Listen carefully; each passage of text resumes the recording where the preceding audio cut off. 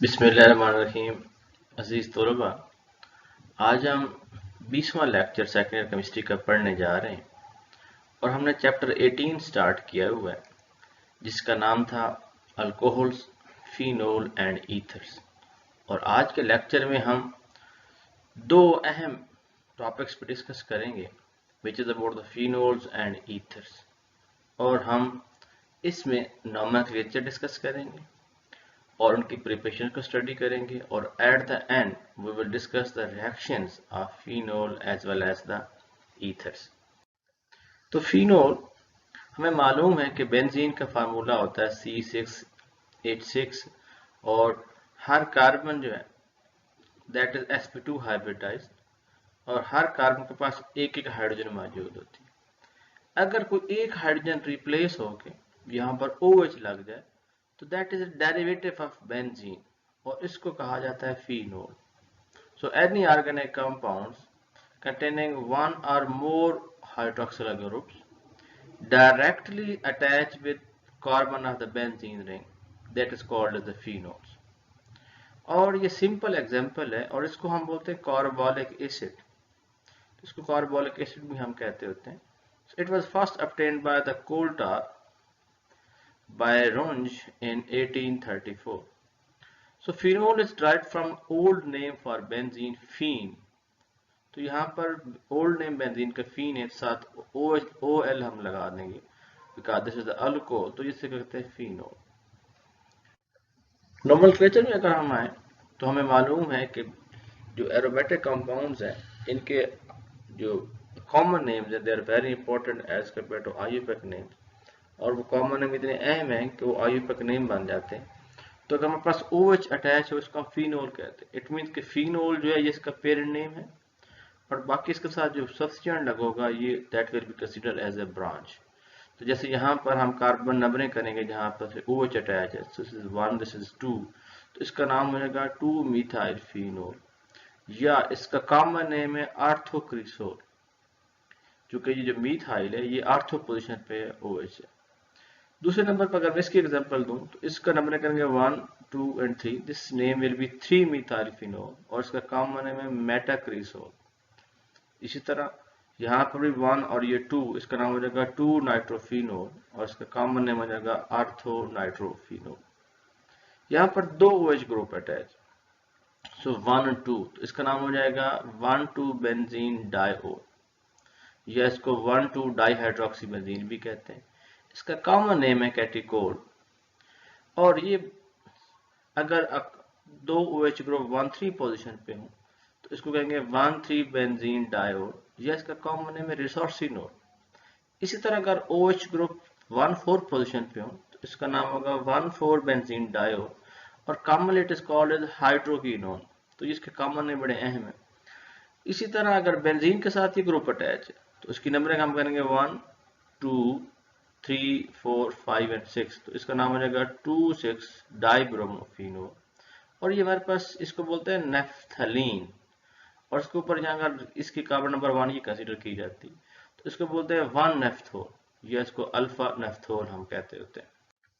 अगर हम स्ट्रक्चर को देखें तो ये जो कार्बन है जिसके साथ ये OH अटैच है that carbon is sp2 hybridized, और हमें मालूम है कि हर कार्बन जो बेंजीन का है ये sp2 हाइब्रिडाइज्ड है। और ये जो ऑक्सीजन है that is attach with the hydrogen as well as it is attach with the carbon, तो ऑक्सीजन हाइड्रोजन का बॉन्ड डिपोलर है, जिस कार्बन ऑक्सीजन का बॉन्ड डिपोलर, और साथ इसके ऊपर दो lone pair of electron oxygen के, और ये दो लोन पेयर ऑफ इलेक्ट्रॉन जो है they can be delocalise on the benzene ring, that is called conjugation. और द डिलोकलाइजेशन तो हम कह सकते हैं conjugation exist between unshared electron pair on the oxygen and the aromatic rings. तो इसकी वजह से होगा क्या, सिंपल अल्कोहल से फिनोल क्यों डिफर कर जाएगा।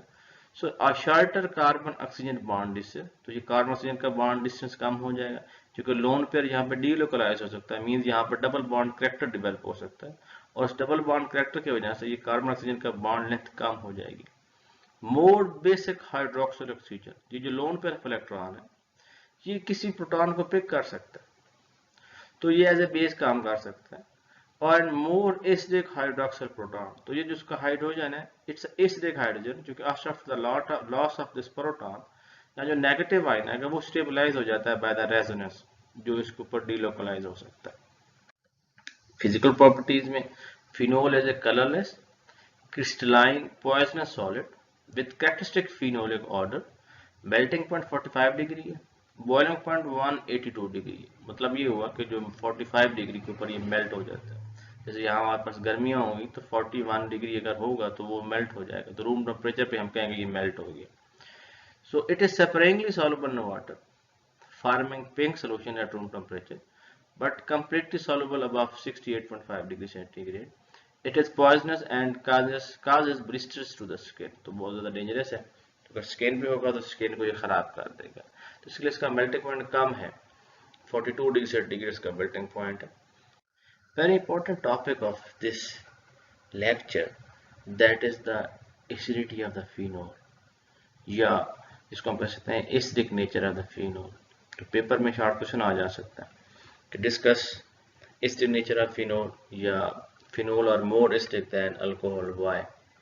तो हमें मालूम है कि कोई भी चीज़ एसिडिक क्यों कहलाती है, because they have the ability to donate proton. तो प्रोटॉन डोनेट होने के बाद जो नेगेटिव आयन बनता है ये जितना ज़्यादा स्टेबल होगा हम कहेंगे जो एसिड है वो strong acid. So phenols are more acidic than alcohol but less acidic than carboxylic acid. The negative charge of the phenolate ion is stabilized by resonance due to electron delocalization into the ring. तो proton loose होने के बाद जो negative ion है इसको बोलते हैं phenoxide ion. तो जो नेगेटिव आयन है that is delocalised over the benzene ring, और चूंकि ये बेंजीन पे डीलोकलाइज हो जाता है तो हम कहते हैं कि नेगेटिव आयन बहुत ज़्यादा स्टेबल होंगे, मीन्स अब उसको प्रोटॉन की ज़रूरत ही नहीं रही। तो जब ये नेगेटिव आयन यहाँ पे 2 इलेक्ट्रॉन यहाँ शिफ्ट होंगे तो साथ ही ये 2 इलेक्ट्रॉन इस कार्बन के इस पे आ जाएंगे, इट मीन इस कार्बन पर नेगेटिव चार्ज आ जाएगा, तो ये इसकी सेकंड रेजोनेटिंग स्ट्रक्चर कहते हैं। तो यहाँ पे नेगेटिव चार्ज आ गया। अब ये नेगेटिव चार्ज है, ये इलेक्ट्रॉन्स 2, इसका मतलब यहाँ 2 इलेक्ट्रॉन है, ये बाण यहाँ पर शिफ्ट होंगे तो नेक्स्ट 2 इलेक्ट्रॉन जो इस कार्बन के पास आ जाएंगे, इट मीन अब नेगेटिव चार्ज इस जगह पे आ गया, पैरा पे आ गया। और नेक्स्ट शेप में ये हो सकता है कि ये 2 इलेक्ट्रॉन यहाँ पर शिफ्ट हो और ये वाले 2 electron come to this carbon, तो यहाँ पे आ जाएगा नेगेटिव चार्ज। इट मींस आप देख सकते हैं कि नेगेटिव चार्ज आर्थो पे आ रहा है और पैरा पे आ रहा है, and this is called delocalization, और इसको हम बोलते हैं resonance, and this is called resonating structures. जैसे हमने बेंजीन का कहा था कि बेंजीन के इलेक्ट्रॉन पेयरिंग की 5 टाइप्स हो सकती है, तो जो डबल एरो है ये इसको रेजोनेटिंग स्ट्रक्चर्स को शो करता है, ये रेजोनेंस को शो कर रहा है, और इसकी ये 4 शेप्स बन रही है। तो ये नेगेटिव आयन का स्टेबलाइज हो जाना due to delocalization, it makes this phenoxide ion more stable, और हम कह सकते हैं कि phenol is more acidic than alcohol, क्योंकि अल्कोहल में जब प्रोटॉन लूज हो जाए तो उसके साथ अल्काइल पार्ट अटैच है, तो वो जो नेगेटिव चार्ज है उसको अल्काइल पार्ट जो है वो स्टेबलाइज नहीं कर पाते, तो हम कहते हैं phenol is more acidic than the alcohol. ये भी पॉसिबल है कि there will be some substituents on the phenol. Ester substituents जो नेगेटिव आयन को स्टेबल कर देंगे, they will increase the acidity of the phenol. तो हम कहते हैं कि electron withdrawing group they will stabilize the negative ion as compare to electron donating groups.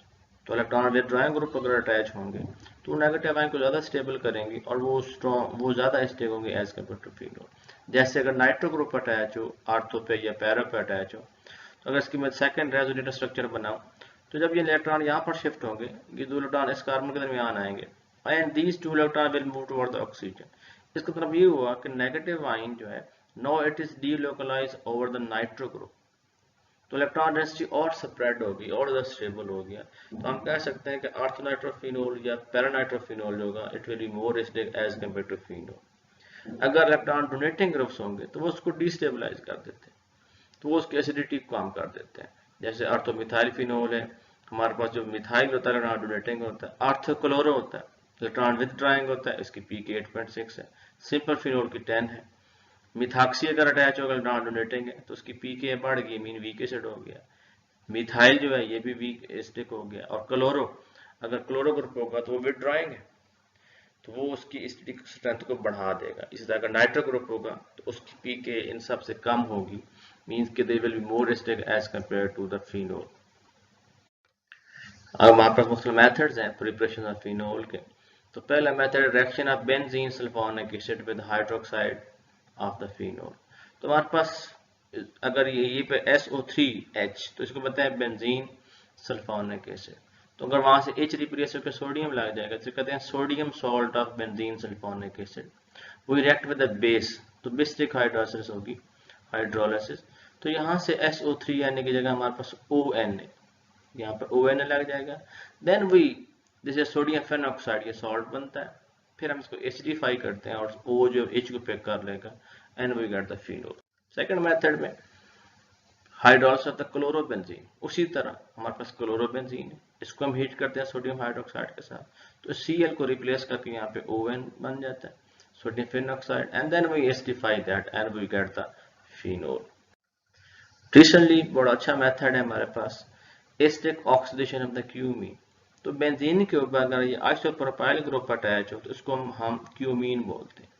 इसका जो CH बॉन्ड है it's easily prone to oxidation, तो ये ससेप्टिबल है ऑक्सीडेशन की, मीन यहाँ पे ऑक्सीडेशन हो सकती है, इनमें ऑक्सीजन इंसर्ट हो सकती है। तो जब हम इसका रिएक्शन ऑक्सीजन से करवाते हैं एट 60 to 80 डिग्री सेंटीग्रेड तो यहाँ पर दो ऑक्सीजन, इसको कहते हैं पर ऑक्साइड। अब ये जो पर ऑक्साइड है hydroperoxide, it undergo some kind of special rearrangement, और रीअरेंजमेंट के बाद in the presence of acid we get two kind of molecules. एक इस बेंजीन के साथ यहाँ पे OH आके लग जाता है, and secondly we get the second molecule of the ketone, so this is the acetone. तो ये बड़ा स्पेशल मेथड है for the preparation of the phenol as well as the acetone, कि हम क्यूमीन की ऑक्सीडेशन करके उसकी रीअरेंजमेंट के बाद we get the phenol as well as the acetone. इसी तरह हम डायजोनियम सॉल्ट से भी हम फिनोल को बना सकते हैं। तो डायजोनियम सॉल्ट हमें पता है कि यहाँ पर अगर NH2 एनिलीन हो तो उसको हम नाइट्रस एसिड से रिएक्शन करवाते हैं एट 0 डिग्री सेंटीग्रेड, तो इट कन्वर्टेड डायजोनियम। अभी जो N2 है it's a good leaving group, तो हम इसको वाटर से रिएक्शन करवाते हैं in the presence of acid, so this nitrogen is replaced and we get the OH, तो फिनोल हमारे पास बन जाता है। रिएक्शंस की बात करते हैं।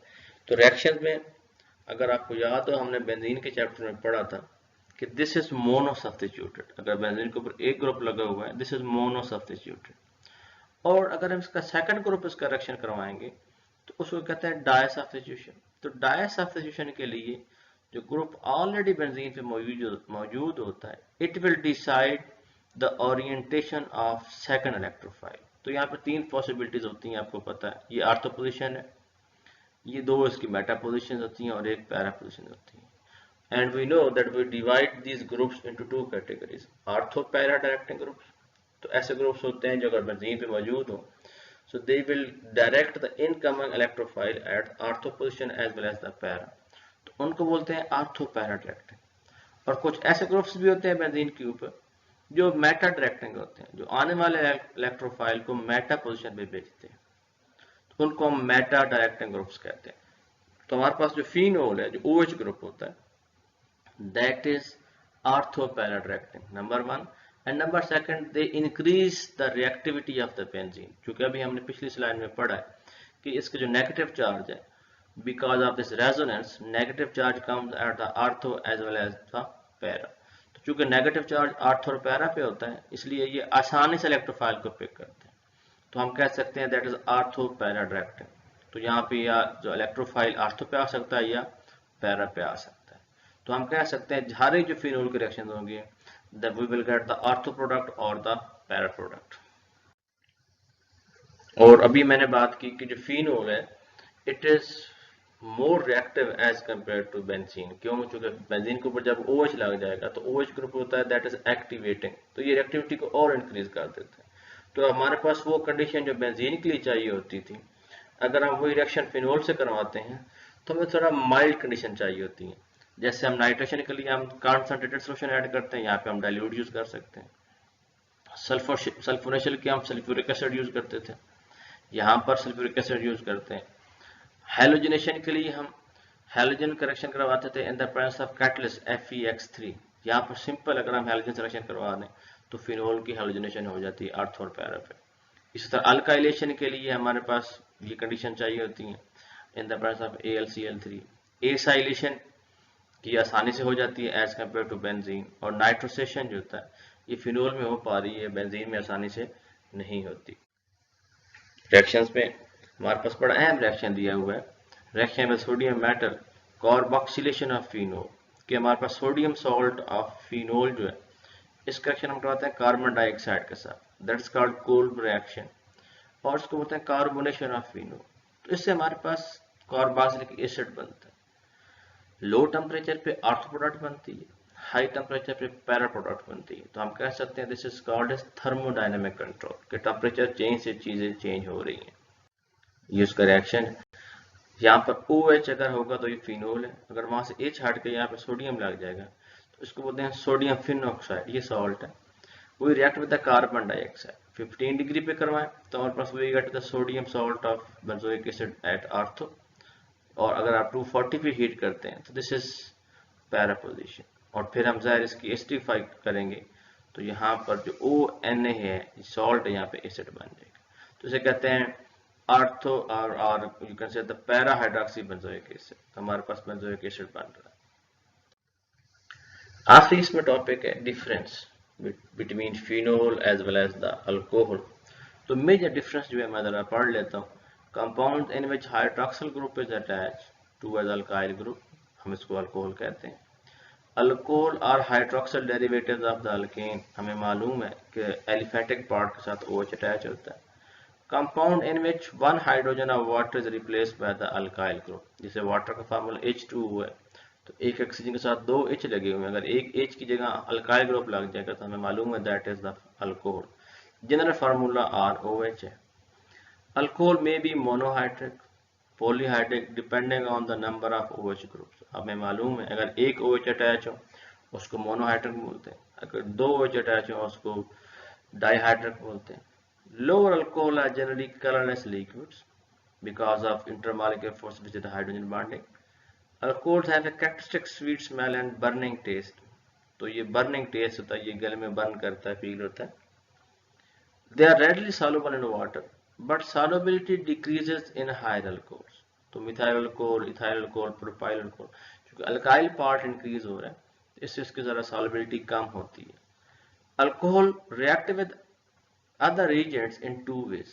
हमें पता है either in which carbon oxygen bond breaks or those reaction in which oxygen hydrogen bond breaks. तो अगर आप फिनोल की तरफ आ जाए, the compounds in which hydroxyl group is attached to the aryl group, mean benzene के साथ OH group attach हो, हम कहते हैं फिनोल है। Phenols are the derivatives of benzene. Compounds in which one hydrogen of water is replaced by the aryl group, वहां पे हमने अल्काइल पार्ट लगाया था, यहाँ पे एराइल मीन बेंजीन रिंग हम लगा रहे हैं, फिनाइल ग्रुप हम लगा रहे हैं। General formula phenol is benzene और जहाँ पे OH लगा हुआ है। It is also called as carbolic acid. Phenols are not monohydric और पोलोहाइड्रिक, क्योंकि एक ही OH है तो इसको हम कह सकते हैं phenol. They are colourless crystalline deliquescent solid, mean नाजुक सॉलिड होता है, क्योंकि हमें पता है इसका मेल्टिंग पॉइंट कम होता है। They have characteristic phenolic odour, melting point 41 degree centigrade है। Phenols are more acidic than alcohol, क्योंकि इसकी pKa 10 है और अल्कोहल की 16 to 20 है, और इसको हमने डिस्कस किया है कि क्यों फिनोल ज्यादा एसिडिक है, because of the stabilisation of this negative ion due to delocalization that is called as the resonance. It is sparingly soluble in water, forming pink solution at room temperature, but completely soluble at 68.5 degree. Phenolate ions have resonant structures, but alcohol do not have such type of structure. So because of this resonance, we said that alcohol is more acidic than phenol is more acidic than the alcohol. और ये short question अमूमन paper में आ जाता है। Next हमारे पास second class that is the ethers. और ethers में हमें पता है कि वाटर में जैसे ऑक्सीजन के साथ 2 हाइड्रोजन अटैच होते हैं, अगर 2 हाइड्रोजन रिप्लेस होकर हमारे पास कोई अल्काइल पार्ट लग जाए तो that is called as the ether. जैसे हमें पता है कि अगर वाटर में एक हाइड्रोजन रिप्लेस होकर अल्काइल पार्ट लग जाए कहते थे अल्कोहल, अगर एक एच हट के हमारे पास बेंजीन लग जाए वी सेट द फिनोल, और अगर दोनों एच हट के हमारे पास कोई ग्रुप लग जाए so that is called as ethers. जैसे यहाँ पर दो मिथाइल अटैच है, इसे हम कहते हैं di methyl ether. So this ether may be symmetrical may be unsymmetrical. Symmetrical means कि दोनों जो पार्ट हैं दे आर सेम, और अगर दोनों पार्ट डिफरेंट होंगे तो हम कहते हैं अनसिमेट्रिकल। तो इसको ये सिंपलेस्ट ईथर है that is di methyl ether. ये जो है हमारे पास बेंजीन है, इसके साथ OCH3 लगा हुआ है, तो इसको ये भी ईथर है, इसको बोलते हैं एनिसोल। इसमें अगर हम देखें यहाँ पर ईथाइल है, इधर हमारे पास ये आइसोप्रोपाइल ग्रुप लगा हुआ है, तो इसका नाम हो जाएगा आइसोप्रोपाइल ईथाइल ईथर्स। नॉमेनक्लेचर का हम बात करते हैं आईयूपैक सिस्टम में, तो यहाँ पर आईयूपैक सिस्टम जरा ईथर का डिफिकल्ट है एज कम्पेयर टू कॉमन है। तो जैसे हम इसके अंदर हम लॉन्गेस्ट चेन सेलेक्ट करते हैं और साथ हम ऑक्सीजन दूसरी ब्रांच के साथ अटैच करते हैं। जैसे ये डाईमिथाइल ईथर है, इसको हम कहते हैं डाईइथाइल ईथर, ये इसका कॉमन नेम है। अगर मैं इसकी बात करूं, अब इसमें लॉन्गेस्ट चेन देख लेते हैं, ये इथेन है, दिस इज लॉन्गेस्ट चेन, और ये मिथॉक्सी ग्रुप जो है ये इसकी ब्रांच हम कह सकते हैं, तो इसका नाम हो जाएगा मिथॉक्सी ईथेन।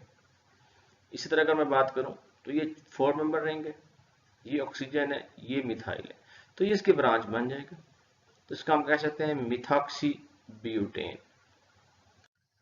प्रिपरेशंस के मुख्तलिफ मेथड हैं, बड़ा वेल नोन मेथड है synthesis of ethers that is called as Williamson's ether synthesis. हम अल्कोहल का रिएक्शन करवाते हैं पहले सोडियम या पोटाशियम के साथ, तो यहाँ से H रिप्लेस होकर हमारे पास बनता है सोडियम एल्कोक्साइड। यहाँ पर अगर CH3 होगा तो उसे हम कहेंगे sodium methoxide. Now this negative ion act as a nucleophile, तो इसका हम रिएक्शन करवाते हैं किसी अल्काइल हैलाइड के साथ RX, तो ये जो इसका अटैक होगा सब्स्टिट्यूशन रिएक्शन R पे और यहाँ से X लीव करेगा, तो we will get the ethers. तो इस तरह हम ईथर्स को बना सकते हैं। This is very important method Williamson's ether synthesis. तो यहाँ पे हम सिमेट्रिकल भी बना सकते हैं unsymmetrical, because it will depend on the alcohol as well as the alkyl halides. Second method इसका है कि वो react the alkyl halide with dry silver oxide, तो यहाँ से AgBr रिमूव होता है and this oxygen comes in between them, तो हमारे पास इस तरह सिमेट्रिकल ईथर प्रोड्यूस होगा। क्योंकि हमारे पास जो अल्काइल हैलाइड है we will use the 2 molecules of the alkyl halide and we will get the symmetrical ethers. Physical properties, ethers are colourless, low boiling, high inflammable compound, तो ये बहुत जल्दी से बर्न हो जाते हैं, बहुत ज्यादा हाईली इनफ्लेमेबल है। There chemical reactivity, inactivity and their ability to dissolve fats, oil, gums and many other organic compounds make them very good solvent. Ethers are soluble in concentrated sulfuric acid, a characteristic of oxygen containing compounds. This property is used as a test to distinguish between ethers and saturated hydrocarbons. तो इस तरह चूंकि saturated hydrocarbon होते हैं उसमें आसानी से हल नहीं होते, ये हल हो जाएगा, तो हम ये डिफरेंस कर सकता है between oxygen containing compound and the hydrocarbons. Reactions, जो ईथर होते हैं they are very much stable, तो इसका हमें पता है फार्मूला ROR है, तो ऑक्सीजन दरमियान में मौजूद है, 2 लोन पेयर है, ये एज ए बेस भी काम कर सकते हैं, but it's very much stable. So ether are resistant to attack by usual chemical oxidising agents. Mover reagents like ammonia, sodium, alkalis and acid have no action on ethers. कुछ reactions के यहाँ पर हमारे पास लिखे हुए हैं। फर्स्ट रिएक्शन में HBr, तो इसका लोन पेयर जो है इस प्रोटॉन को पिक करेगा and these two proton move toward the Br, तो ये ऑक्सोनियम आयन बनता है और Br negative, and no further reaction takes place, क्योंकि जो Br नेगेटिव इतना स्ट्रॉन्ग न्यूक्लियोफाइल नहीं है कि इसको रिप्लेस कर सके। इसी तरह अगर हम इसका रिएक्शन HI से करवा दें, हाइड्रोजन आयोडाइड से करवा दें, तो ये स्ट्रॉन्ग एसिड है, तो फर्स्ट स्टेप में लोन पेयर H पे अटैक करता है और उसी तरह ऑक्सोनियम आयन बनता है and I negative. Now this I negative will attack on this carbon and these two electrons will move toward the oxygen. So we will get two kind of molecule. एक हमारे पास alcohol का molecule बन जाएगा, दूसरा alkyl halide का molecule बनेगा. So diethyl ether react with HI to form alcohol, ethyl alcohol as well as the ethyl iodide. तो हमारे पास एक मॉलिक्यूल अल्कोहल का बनेगा और एक मॉलिक्यूल अल्काइल हैलाइड का बनेगा. तो अगर हम समरी की बात करें तो आज के लेक्चर में हमने 2 अहम टॉपिक्स को डिस्कस किया है. One about the phenol and second about the ethers. हमने इनकी नोमेनक्लेचर को स्टडी किया, इनके स्ट्रक्चर को स्टडी किया, इनके प्रिपरेशन के मेथड पढ़े, and at the end we discuss about the reactivity. अगर आपको क्वेश्चन होगा तो आप हमें प्लीज़ लिखें, हम उसको डिस्कस कर सकते हैं। थैंक्स।